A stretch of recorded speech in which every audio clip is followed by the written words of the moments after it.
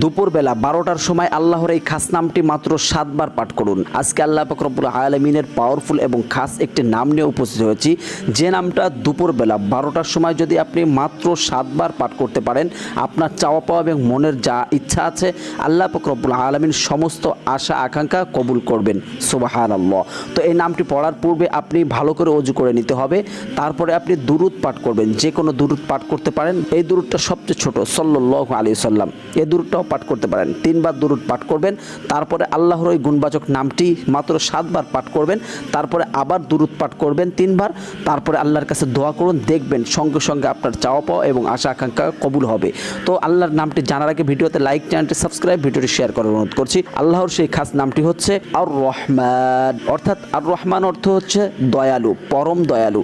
যদি আপনি ইয়াকিনান বিশ্বাস রেখে এই আর রহমান নামের আমলটি করতে পারেন, 100% ফল পাবেন ইনশাআল্লাহ।